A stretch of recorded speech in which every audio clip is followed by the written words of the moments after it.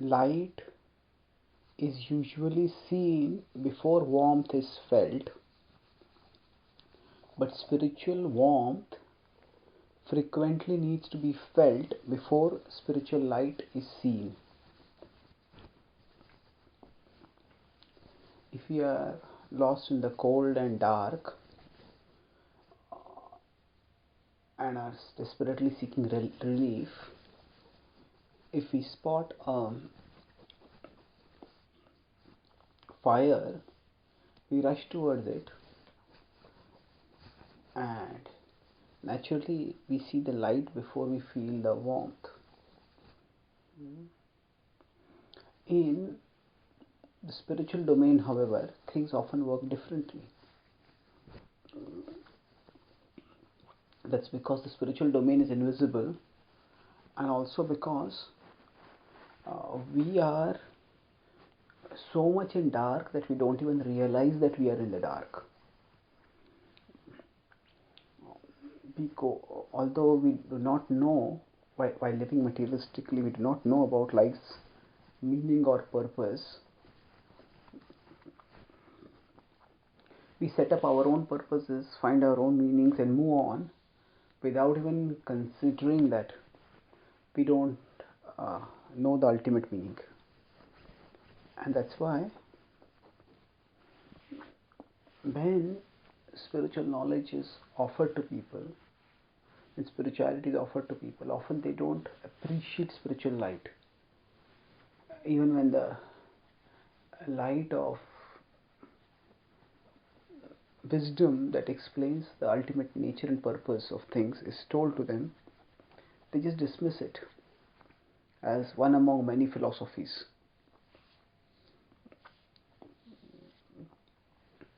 Especially in today's world, where we can have access to the outline of any philosophy by clicking by a few clicks to search Google, and especially because philosophy is often used as a tool for manipulating people to make them ideologically blind. People are skeptical, people are not always convinced simply by strong philosophical arguments, although these have their importance. Because we live in such a lonely and in a fragmented society, people are extremely lonely, and when they come to spirituality, it is more for warmth than for light. And that's what people need to feel. They need to feel God's love before they can value God's light. And when we are trying to share spiritual wisdom with them, we need to make sure that we manifest God's love in terms of courtesy, sensitivity, and maturity, by which they feel that we are their well-wishers, and then they will become open to what we have to say. This moderating our speech in this way is the austerity of speech which the Bhagavad Gita recommends in 17:15. Anudvegakaram vakyam satyam priyahitam cha yat swadhyayam vyasanam chaiva vanmayam tapa uchyate. So we need to speak non-agitatingly, truthfully, pleasingly.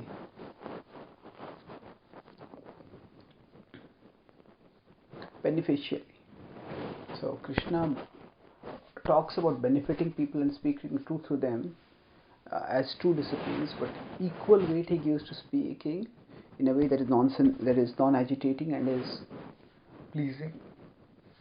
So thus he emphasizes, and he starts with non-agitating, which indicates that we need to help by our speech and by our conduct, help people feel the spiritual warmth of human kindness and divine love flowing through us before they can open their heads and hearts, open their heads to spiritual wisdom. Thank you.